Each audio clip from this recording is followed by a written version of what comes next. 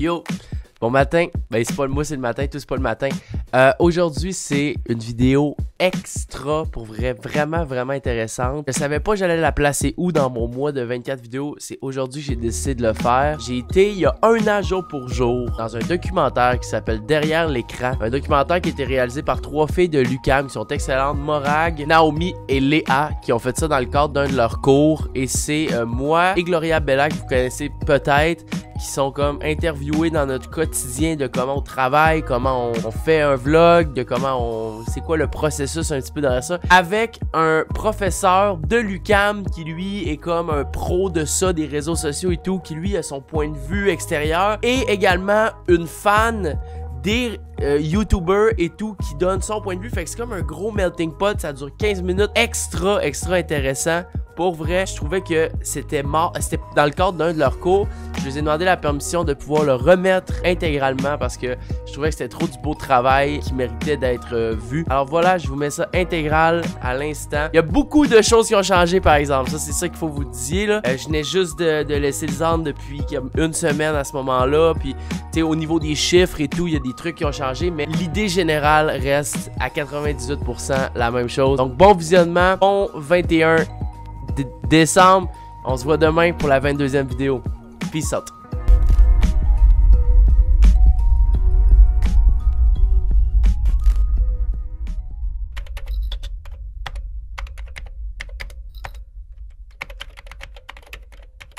Le titre, ça va être « Il a trop bu ». En avant du pare-pare. J'essaie de trouver c'est où, je sais pas exactement, je rentre. Je donne mon shot à Vinny et je schneide. Salut! Hello. Je peux-tu avoir 2 shots de Jameson, s'il te plaît? Cheers! Cheers! Merci d'avoir écouté le vlog d'aujourd'hui. Drop un like, c'est comme ça que je vois si vous appréciez le travail ou pas.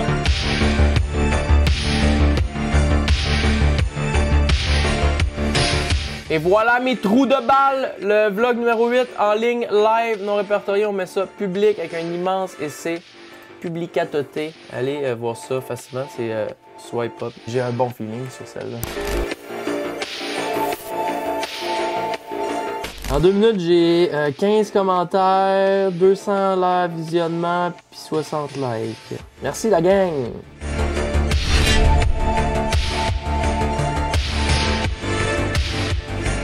J'ai besoin de juste ça dans la vie. Si j'ai ça avec mon Mac, c'est mes 2 heures. Si je peux tout, c'est tout ici que ça se passe.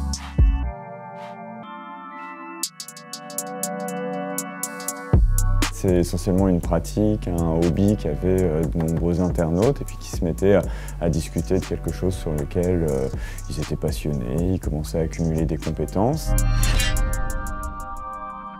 Et en général, ils finissaient par avoir une audience particulière ou même voir une communauté de personnes qui interagissaient avec elles. Et donc ça, c'est les origines de ce type de mécanisme social qu'on voit en ligne avec des personnes qui produisent des contenus et puis qui sont suivies par beaucoup d'autres. Il y a eu pas mal d'affaires qui se sont passées avant YouTube. J'ai commencé à 12-13 ans en faisant de la musique. Puis je mets ton mic en particule. Je sais pas si tu réalises, pour moi les skills sont légalisés. Après ça, quand je suis arrivé à, je sais pas, 18-19 ans, je suis parti vivre à Québec où j'ai fait un cours de radio. Puis une fois que j'ai fini ça, j'étais pas encore vraiment, ben tu sais, je veux dire, j'étais pas ce que je suis aujourd'hui sur les réseaux sociaux, fait que j'ai pas été capable de me placer en radio à Québec ni à Montréal. Fait que je suis parti vivre au Nouveau-Brunswick pendant 1 an et demi pour animer de la radio temps plein. Après 1 an et demi, je voulais me gonner dans le casse parce que c'était trop loin Fredericton. Fait que j'ai juste fait, ok, je m'en crisse, je m'en vais à Montréal puis je vais juste... Je sais pas qu'est-ce qui va arriver. Puis après ça, ben, j'ai rencontré Lisande, avec qui je suis plus.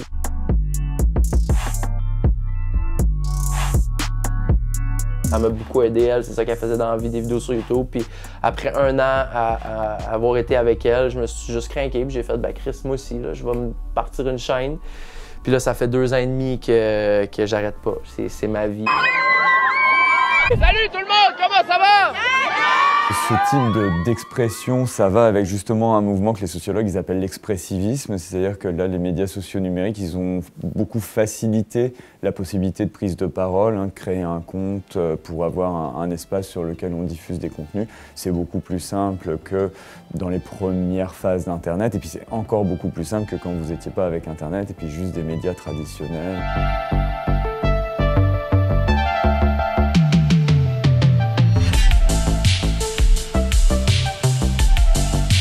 J'ai commencé à faire des vidéos sur YouTube à l'âge de 11 ans. Allô les filles, aujourd'hui je vous fais mes favoris du mois de mars. Alors j'ai mon Revlon Just Bitten Kissable. C'était pas quelque chose de trendy, c'était pas quelque chose que les gens vraiment connaissaient. Moi je tripais vraiment sur le maquillage. Puis dans mes amis, il y avait pas beaucoup de gens qui tripaient sur le maquillage. Fait que moi, comme le fait de me filmer, puis le fait que les gens comprenaient ça, ça m'apportait une satisfaction que je pouvais pas avoir dans la vraie vie. Puis avec les années après ça, j'ai continué, mais vraiment par pur divertissement. En plus de ça, ce petit blush-là, il sent aussi. Donc lui, il sent la pêche. Je pensais jamais que j'allais pouvoir faire de l'argent avec ça. Je savais même pas que c'était possible. De ma vie, j'ai jamais cuisiné ici en 1 an et demi. Je commande Uber Eats genre 2 fois par jour. Il n'y a aucune raison à ça, c'est juste que je suis lâche.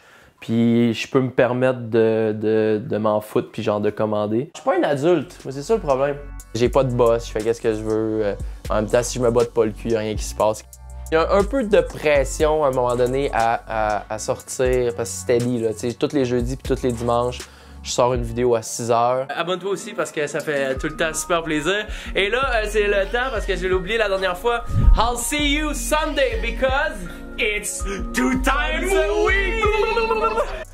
Fait que si j'ai pas filmé de contenu dans ma semaine, j'ai pas filmé des trucs nice, la vidéo sera pas nice. Ou il y aura pas de vidéo pantoute. Puis là, ben là, je me dis, Chris, il y a des gens qui attendent après cette vidéo-là, tu sais, fuck. Puis là, mais en général, ça va bien. Ça va bien. Je me motive, puis c'est le fun. C'est un travail.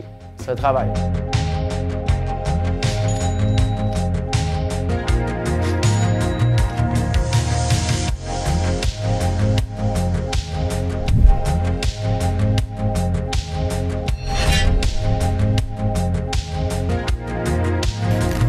Je vous dirais que ma moyenne, c'est environ 2 heures sur Instagram. Oui, puis sur YouTube, honnêtement, ça peut aller à 5 heures. Je dirais que j'ai commencé à suivre des influenceurs et des créateurs de contenu plus par rapport à YouTube.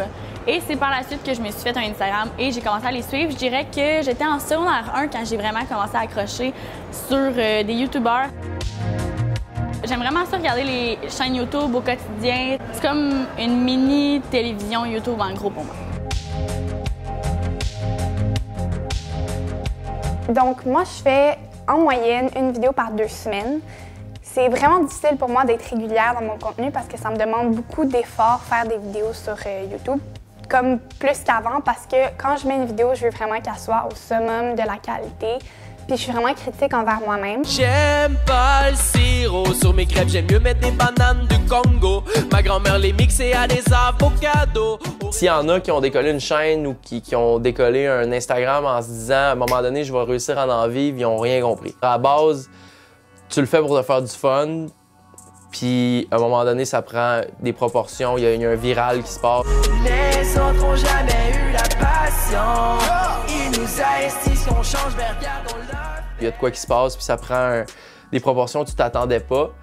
Puis là, ben, c'est là que les agences vont commencer à t'approcher, puis les compagnies, puis c'est là que tu fais comme, ben Chris, OK, je peux peut-être bien lâcher ma job au bar, puis me mettre à 100% là-dedans, puis c'est ce que je fais présentement. Comment je me suis fait repêcher, j'étais à peu près autour de 30 ou 40 000 personnes sur YouTube, puis je m'attendais vraiment à rien. Puis à un moment donné, le Slingshot, qui est propriétaire d'Attraction Média, eux autres m'ont contacté, puis ils m'ont dit on aimerait ça te rencontrer, on aimerait ça te proposer peut-être quelque chose, parce qu'on voit que t'as une belle pente montante, puis t'es constant, puis t'as l'air d'aimer beaucoup ce que tu fais. Ça fait 1 an et demi que je suis avec eux, puis ils gèrent ma vie, là. Ils me donnent des trucs qu'ils savent avec quoi je vais être à l'aise de travailler, des trucs qui sont proches de mes valeurs, fait que c'est vraiment sick. Il Il y a vraiment le besoin d'encadrer énormément, c'est plutôt les agences qui tournent autour de ça, et les annonceurs et les agences qui font de la mise en relation entre les influenceurs et les annonceurs. Mon agent m'appelle justement. J'ai-tu l'air important? Allô? Ah? Elle dit ça. Le premier ministre, ça va? Oui, oui, ça va. Je suis en train de me faire filmer. On parle d'un gros contrat, quoi? Je sais pas, comme là c'est encore très exploratoire, donc avant toute chose, je voulais voir si ça pouvait être quelque chose qui pouvait t'intéresser. C'est Puis sûr. après, t'es comme, je le négocierai en conséquence. Je trouve ça vraiment cool, c'est un beau projet. Vas-y, vas-y, on va y aller de l'avant avec ça. Ok. Ça a tendance à se professionnaliser aujourd'hui, voire parfois pour les plus critiques, à dire qu'on a complètement éradiqué l'option initiale d'hobby et puis de construction sociale entre personnes passionnées par un sujet pour remplacer ça par une espèce de forme indirecte de publicité, tout ce qui est le plus basique. Yann Lonka est là dans 2 minutes.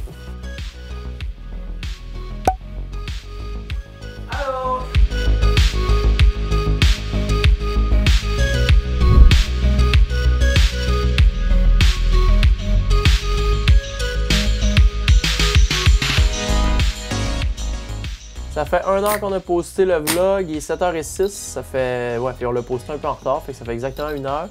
Fait qu'en 1 heure, on a 5000 views, approximatif, 4900. On a 800 likes, 4 dislikes, puis 43 commentaires. C'est-tu satisfaisant, me direz-vous? Correct. Pour que ça soit un bon vlog, il faut qu'en de 1h59, ça soit écrit 10 000. Là, j'ai réussi. Quand ça fait pas les statistiques que tu t'attends, que c'est en dessous, c'est vraiment stressant parce que t'es comme ah ben mon contenu flop, puis ça se peut qu'il y ait des vidéos qui flop, puis il y en a des vidéos que je fais puis je suis comme ah cette vidéo là c'est sûr que genre ça va pas être beaucoup vu, mais c'est les vrais abonnés qui sont vraiment intéressés à ce que je dis qui vont les écouter. Si t'es pas trop fou des chiffres là, puis t'es pas trop ah ben là pourquoi ma vidéo elle marche pas, puis qu'est-ce que j'ai fait de pas correct, puis pourquoi ma photo a moins de likes, puis si tu capotes pas là-dessus comme moi je m'en calisse un peu, bien honnêtement. T'es supposé d'en retirer pas mal juste du positif. Je me dis le jour où les statistiques iront pas bien, comment je vais aller? Parce que là, en ce moment, mes statistiques vont bien. Mais tu sais, je pense qu'il faut juste faire la part des choses, puis comme... C'est ça. Ça se peut que ça floppe, mais des fois, ça se peut que comme tu t'attends pas à ça, puis ça explose ton contenu. Et voilà les dislikes. Et c'est parti, mon ami! 2 dislikes? 0. Hey, pas moi, j'en ai pas. Sans force. J'en ai pas. Pas vraiment. Je pense pas qu'il y ait personne qui va faire comme... C'est wax qui fait Jamesy, genre tu fais pas, tu sais comme ça. Ben, y en a qui doivent trouver. Ouais, mais juste filmé toute sa vie, oh. Ben oui, j'ai du fun en esti à filmer ma vie. Il y a tout un jugement face aux influenceurs que je dois porter au quotidien. Le fait d'avoir arrêté l'école pour ça aussi jeune, le fait que je sais pas ce que je vais faire dans 2 ans. L'authenticité dans mes vidéos, c'est sûr que c'est hyper important, mais la ligne entre l'authenticité et la vie privée est très mince. Fait que pendant longtemps, j'ai hésité à parler de des trucs comme mon orientation sexuelle. Je suis pansexuelle / queer. Parce que ça, j'étais comme, ah, est-ce que c'est comme dans ma vie privée ou c'est mon authenticité? Tu sais, comme après, qu'est-ce que tu veux que les gens sachent, puis à quel point tu veux que les gens connaissent ton intimité? Il y a un côté négatif, oui, au sens où, comme, bon, là, je vis une rupture, ça faisait 2 ans que je suis avec Lisande, puis là, ben, Chris, c'est genre... On a tellement été public pendant 2 ans et demi que là, ben, les gens, ils veulent tout savoir pourquoi on n'est plus ensemble, qu'est-ce qui se passe, c'est quoi, on se parle-tu encore, qu'est-ce qui se passe avec notre choc, là, c'est comme...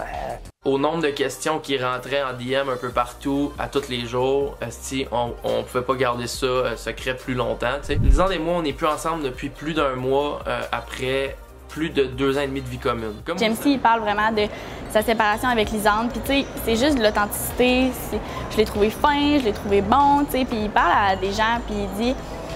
Tu sais, t'as le droit de te sortir d'une relation, puis je l'ai faite, puis je pensais que ça allait jamais arriver, mais comme ça peut être facile. Puis tu sais, des fois, il y a des gens qui s'accrochent justement à ces petites paroles-là de des personnes qui suivent quotidiennement, puis ça les aide juste à rendre ça plus facile. La force que ces influenceurs vont avoir, c'est que ça va sur leur expérience personnelle, leur franchise dans le fait qu'ils aient vécu et puis ressenti, apprécié, etc. Tel bien, tel contenu, etc. Et ça, c'est quelque chose qui marche très très bien pour la confiance. Je m'associe plus aux valeurs des gens qu'à sa face. J'aime ça, m'associer à une personne parce que je trouve qu'elle a un contenu qui est intéressant, qui va m'amener ailleurs, qui va vraiment me permettre de devenir une meilleure personne si je suis capable.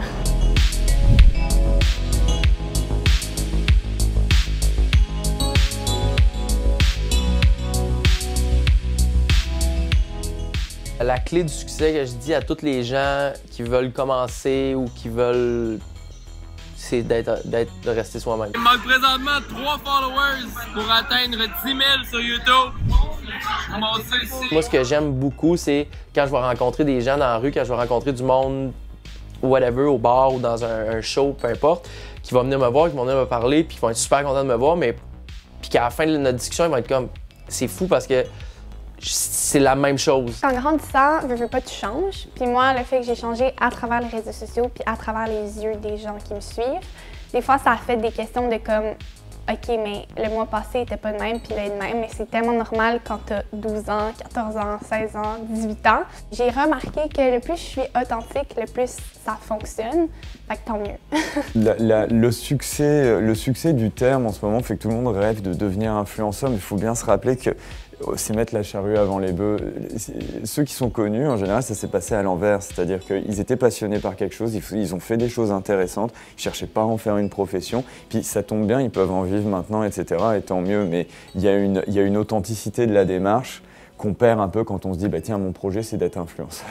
Et puis, sur quoi je vais pouvoir influencer les autres, etc. Je m'appelle Jean-Michel Gagné, j'ai 26 ans, je viens de Saguenay et à 24 ans, j'ai réalisé mon plus grand rêve, devenir un vlogueur sur YouTube.